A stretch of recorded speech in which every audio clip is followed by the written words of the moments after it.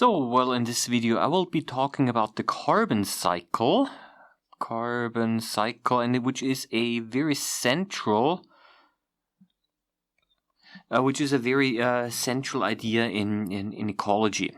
So, before I start to sketch it out, I would like to remind you of an experiment that you have done, or that you will still do, and it's called the mesocosm experiment, in which you have a glass jar. And in this glass jar or aquarium, which is of course allows light to go through, you have soil in here, and you're growing a plant. Okay, and the idea is that the lid here on the top here is completely closed and sealed off. So essentially, no air can go in and can go out here. The only thing that can go in, that is light. But carbon dioxide, for example, stays in here because the CO2 in the air here is taken up by the leaves in the process of photosynthesis, and also CO2 is again given off due to cell respiration. So you can see that this one is already a small cycle, a mini cycle, so to say. And because there is no possibility for nutrients, carbon being a nutrient, of course, no possibility for nutrients to leave or to enter the system. Therefore, we refer to this as a closed system. It's a closed system concerning nutrients and concerning light, which is energy, of course. Light is able to enter, and heat is able. It's supposed to be heat. Heat is able to leave, and therefore, concerning energy, the mesocosm is an open system. Okay, so that we just remember the differences between open system and closed system. So the carbon cycle is a closed system.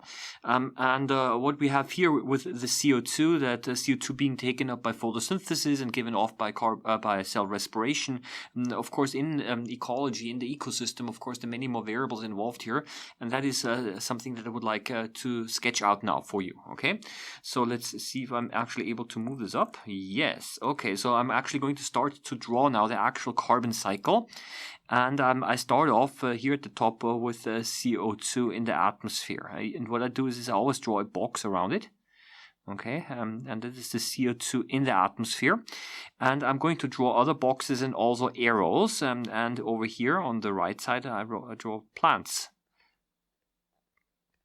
And I'll also draw a box around it. And now it's possible for the carbon dioxide, for the carbon, to be taken up by plants.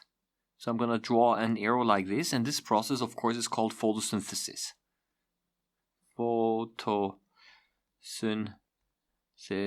And the question is now, where is the carbon? Well, the carbon is inside the plant now, in the form of biomass, the wood of the plants, the leaves of the plants, okay? The fruits, whatever, okay? All of these things here is now the solid material of the plant that actually contains now the carbon that was originally in the air in the form of CO2. And plants, of course, also produce CO2, and this is, of course, called cell respiration. It's important to understand that photosynthesis only occurs during day, when there is light present, and cell respiration occurs during day and night, also during the day, of course. It's done by mitochondria. They are always active, and they always respire day or night. However, during the day, because of photosynthesis, the CO2 uptake is bigger than the CO2 being produced by respiration. Now, the plants, of course, can be eaten by animals. So, animals, okay, and this, of course, is referred to as feeding. Okay, so the carbon inside the plant is eaten by the animals and becomes part of the animal.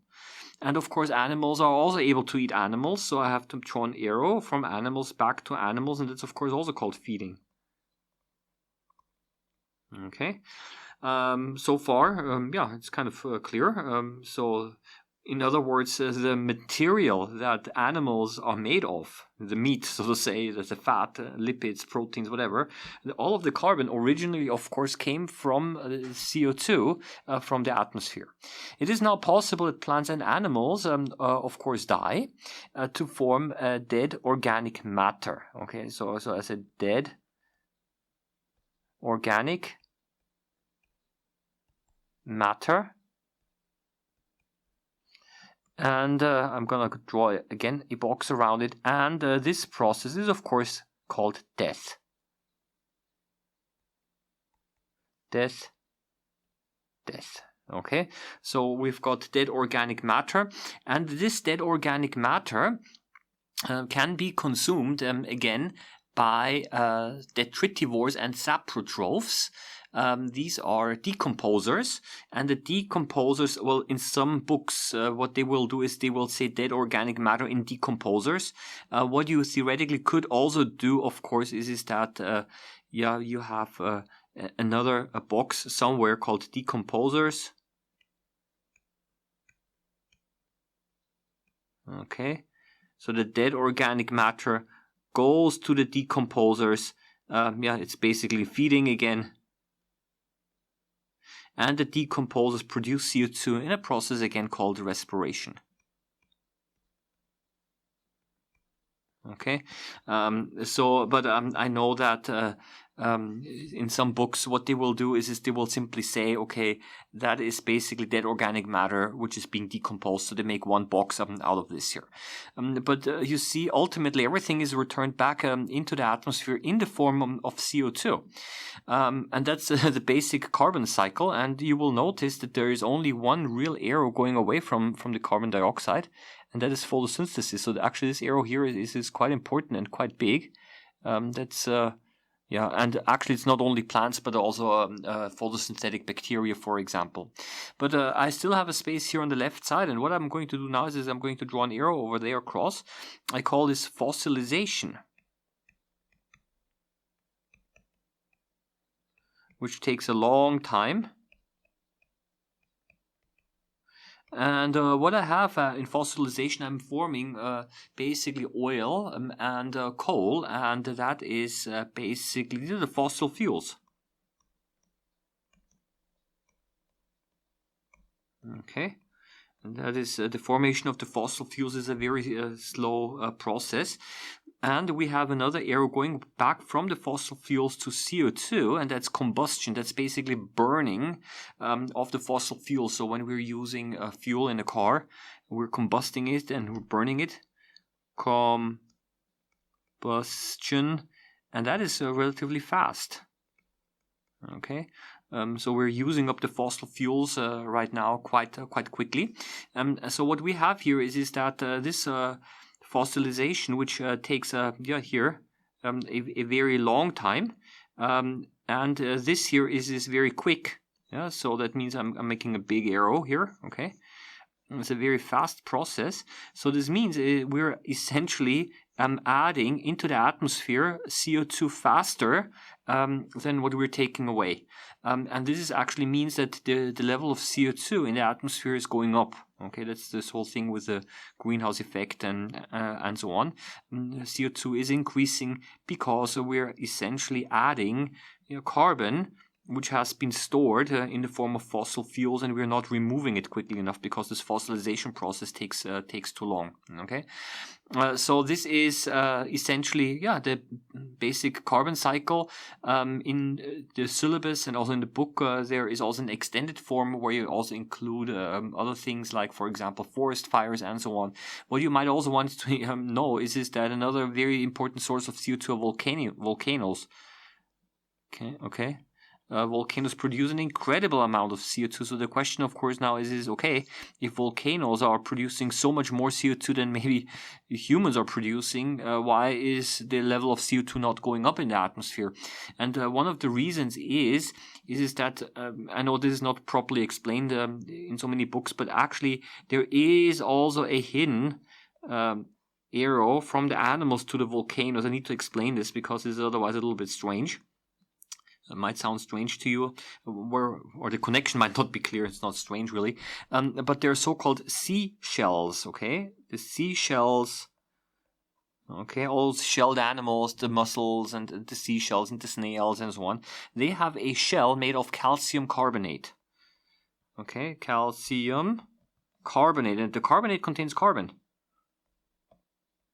Okay, and this calcium carbonate shell will actually, in the oceans, will actually deposit on the ocean floor and build up there, and this removes the carbon from the cycle.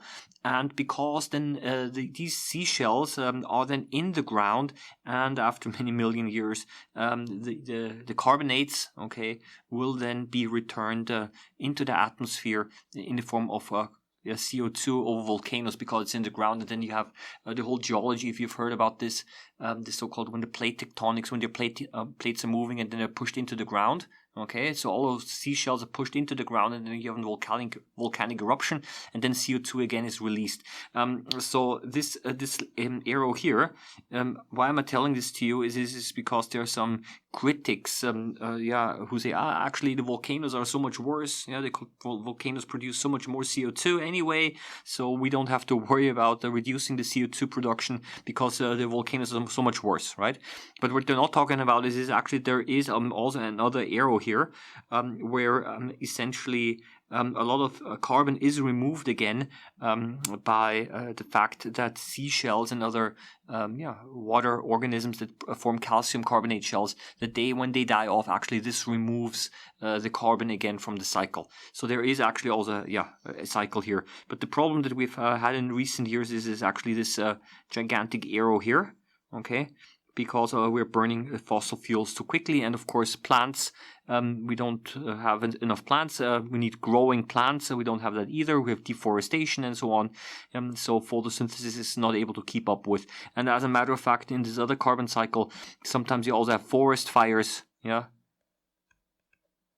where you have an arrow going back here. So this is kind of the idea of the carbon cycle, and I think I'm just gonna leave it at that now, and wish you a nice day. All the best. Bye bye.